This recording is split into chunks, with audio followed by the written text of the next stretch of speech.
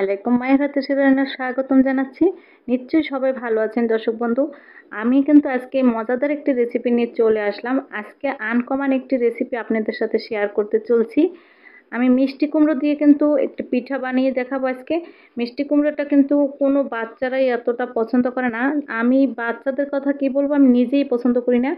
Just এই কারণে এই পিঠাটা আমি বানিয়ে সবার সাথে শেয়ার করছি। চলুন মূল রেসিপিতে চলে যাই।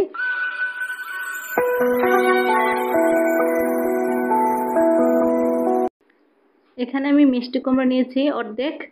এটা সুন্দর করে টুকরো করে কেটে নেব। পরিষ্কার করে ধোলাই করে চুলায় বসিয়ে দিয়েছি সেদ্ধ করার জন্য।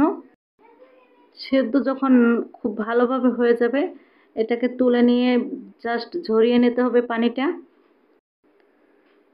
2 ঘন্টার জন্য আমি এই চালটা ভিজিয়ে রেখেছিলাম। আতপ চাল ভিজিয়ে রেখেছি 2 কাপ, এখন ভিজে গেছে। আর এখানে আমি সাগুদানা নিয়েছি 1 কাপ পরিমাণ। সাগুদানাটাও আমি ভিজিয়ে রেখেছিলাম, ভিজে গেছে খুব সুন্দরভাবে। আর আতপ চালটি এখন ব্লেন্ডার করে নিব। খুব সুন্দরভাবে মিহিন করে এটা ব্লেন্ডার করতে হবে, এরকমের যেন কোনো দানা না থাকে। সাগুদানা আপনি চেলেও নিতে পারেন বা ব্লেন্ডার করেও নিতে পারেন। সব করার পর কিন্তু আবার ভালোভাবে চেলে নিতে হবে যেন দানা না থাকে, এজন্য আমি চেলে নিয়েছি।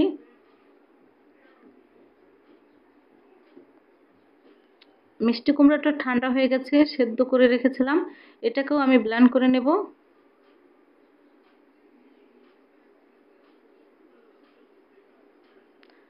এখন আতপ চালটা আমি একটু চেলে নিচ্ছি আর মিষ্টি কুমড়ো এটাও একসাথে মিশিয়ে চেলে নেব। সুপ্রিয় দর্শক, আজকে আমার এই রেসিপি যদি আপনাদের ভালো লেগে থাকে আমার চ্যানেলটাকে একটু সাবস্ক্রাইব করে দেবেন এবং লাইক এবং শেয়ার করে দেবেন। আর পাশে থাকা বেল বাটনটিকে অবশ্যই ক্লিক করে দেবেন, এতে করে আমার রেসিপি পেতে আপনাদের সুবিধা হবে। মিষ্টি কুমড়াটা যদি আপনারা এইভাবে পিঠা বানিয়ে বাচ্চাদের সাথে দেন, বাচ্চারা অবশ্যই চায়ের সাথে বা খালি খেতে খুব পছন্দ করবে। আমি কিন্তু চেলে নিয়েছি সুন্দরভাবে, এখন মিশিয়ে নিচ্ছি।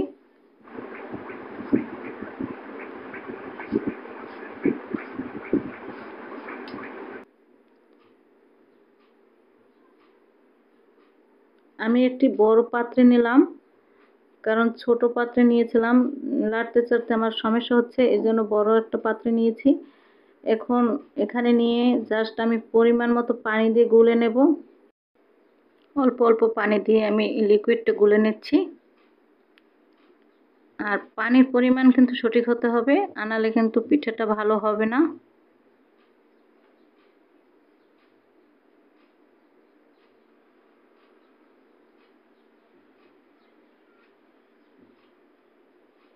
আমার লিকুইডটা ঠিক এরকমের পর্যায়ে হয়েছে, আপনারাও এরকমের পর্যায়ে রাখবেন লিকুইডটা। চলে আসলাম চুলায়, একটি কড়াই বসে দিয়েছি। এখন এখানে আস্তে আস্তে করে লিকুইডটি দিয়ে দিচ্ছি আর নেড়ে নিচ্ছি। এখানে কিন্তু খুব ভালোভাবে লাড়তে হবে, আনালে চুলা কড়াইতে লেগে যাবে। প্রথম দিকে অল্প আঁচে আমি লিকুইডটা লাড়তে থাকবো।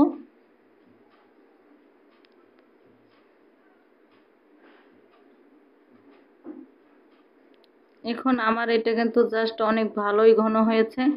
আমি একটু চুলার আঁচ বাড়িয়ে দিচ্ছি। আর এই পর্যায়ে কিন্তু জাস্ট ঘন হয়ে আসার আগে আমি এই যে সাগুদানার যে ইটা বানিয়ে রেখেছিলাম সেটা দিয়ে দিচ্ছি, আর একটু একটু করে দিয়ে দিচ্ছি আর নেড়ে নিচ্ছি বারবার, কারণ একসাথে দিলে এটা জমাট বেঁধে যাবে, এর জন্য একসাথে দিচ্ছি না।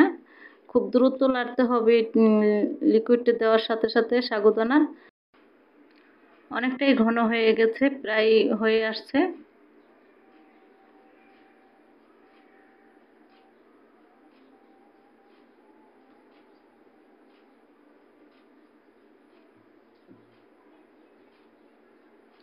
আমি জাস্ট এখন নামিয়ে নেব, চুলাটা বন্ধ করে দিয়েছি।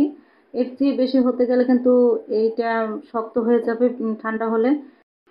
এখন যে পর্যায়ে রেখেছি এটাই ঠান্ডা হলে ঠিক মতো হয়ে যাবে। আমি চুলা থেকে নামিয়ে রান্নার তেল দিয়ে দিয়েছি, দিয়ে মিশিয়ে নিচ্ছি। এখন এখানে একটি পাইপিং ব্যাগ নিয়েছি, জাস্ট এখানে পাইপেন ব্যাগের ভেতরে সুন্দর করে আমি ঢুকিয়ে নিচ্ছি। আমার সিরিঞ্জ নেই, এর জন্য আমি পাইপেন ব্যাগ নিয়েছি। আপনাদের বাসায় যদি হাতের কাছে সিরিঞ্জ থাকে অবশ্যই সেটা দিয়েই ব্যবহার করবেন। আমি কিন্তু এই যে সুন্দরভাবে নিয়েছি, আর মাথা থেকে সামান্য পরিমাণ একটু ছিদ্র করে নেব, তারপর আমি পিঠাটা বানাবো।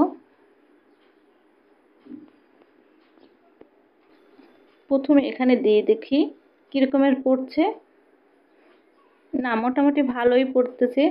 এখন আমি অন্য জায়গায় সুন্দর করে পিঠাটা বানিয়ে নিচ্ছি।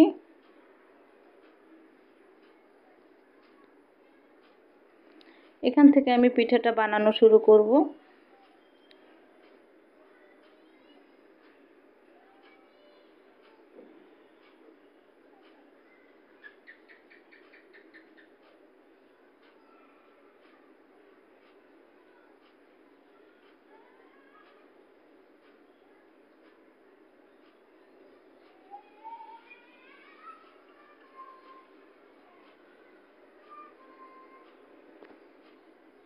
এরকম করে সব কয়টা পিঠা আমি বানিয়ে নিচ্ছি।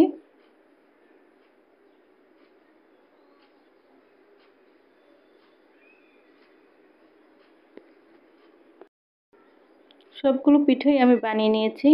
এগুলো এখন টাটকা একদম সুন্দর রোদ্রে দিতে হবে। আমার ভাগ্যটাই খারাপ, আমি পিঠা বানানোর পর এত মেঘ করে বৃষ্টি এসেছে যে আমি এটা ফ্যানের নিচে বা চুলার নিচে দিয়ে দিয়ে কোনো রকমের চেষ্টা করে করেছি। একদিনে কিন্তু রোদ্রে শুকানো যায়, কিন্তু আমি রোদ্রে শুকাতে পারিনি। এখন আমারটা জাস্ট শুকিয়ে নিয়েছি, একদিন পুরো লেগেছে। এইভাবে করে শুকিয়ে নিয়েছি, রৌদ্রটা তো দিতেই পারিনি। এখন এত ভালো ফলবে না, কারণ আমি টাটকা রৌদ্র দিতে পারিনি। আমার যেদিনকে পিঠা বানিয়েছি, পিঠাটা বানানোর পরে খুব বৃষ্টি এসেছিল। এই পিঠাটা যখন আপনারা বানাবেন টাটকা রৌদ্র দিয়ে তারপর শুকিয়ে নেবেন। আমি এখন চুলায় তেল দিয়েছি গরম, পিঠাটা ভেজে নিয়েছি। সব প্রায় পিঠাই এখন মোটামুটি পর্যায়ে ফুলে যাচ্ছে। এটা আরও বড় হবে ফুলে যদি ভালোভাবে শুকাতে পারি। আমারটা এতটা ভালো শুকায় না, কিন্তু লোভ সামলাতে পারলাম না, ভেজে নিলাম। সুপ্রিয় দর্শক, গরম গরম চা বানিয়ে এই পাঁপড় ভাজা অবশ্যই একবার হলেও খেয়ে দেখবেন। মিষ্টি কুমড়ো দিয়ে যে পাঁপড়টা আমি বানিয়েছি, অসাধারণ টেস্ট, মুচমুচে, বলে বোঝাতে পারবো না খেতে কত অসাধারণ লাগছে। বাচ্চারা তো একদম মানে খুবই ভালোভাবে খেয়েছে খুশি মনে। যে একদিকে বাচ্চাদের সবজির এটাও যাচ্ছে, সবজিটাও যাচ্ছে, আবার আরেকদিকে পিঠাও খাচ্ছে, মানে দোনোটাই খাওয়া হচ্ছে। যে মিষ্টি কুমড়ো কখনো বাচ্চারা মুখে তো দূরে কথা ছুঁয়েও দেখে না, সেই মিষ্টি কুমড়োই এক পর্যায়ে খাওয়া হচ্ছে। খুবই মজাদার হয়েছে, আর মুচমুচে দেখেন কতটাকে মানে ভেঙে চুরমার হয়ে গেছে। রেসিপির মাঝে আমার একটি রিকোয়েস্ট আছে দর্শক বন্ধুদের জন্য। যে সকল নতুন দর্শক বন্ধু আমার এই রেসিপিটি দেখছেন, প্লিজ সাবস্ক্রাইব করে দেবেন এবং কমেন্টস করে দেবেন, আর লাইক এবং শেয়ার করে দেবেন। অবশ্যই বেল বাটনটিকে ক্লিক করে দেবেন। এ পর্যন্ত যত সাবস্ক্রাইব করেছেন আমার দর্শক বন্ধুরা, তাদেরকে অসংখ্য ধন্যবাদ জানাচ্ছি। আজকে আপনাদের কাছ থেকে বিদায় জানাতে হচ্ছে। নতুন নতুন রেসিপি নিয়ে আপনাদের মাঝে আবার ফিরে আসব। আজকে এখানেই, আল্লাহ হাফেজ।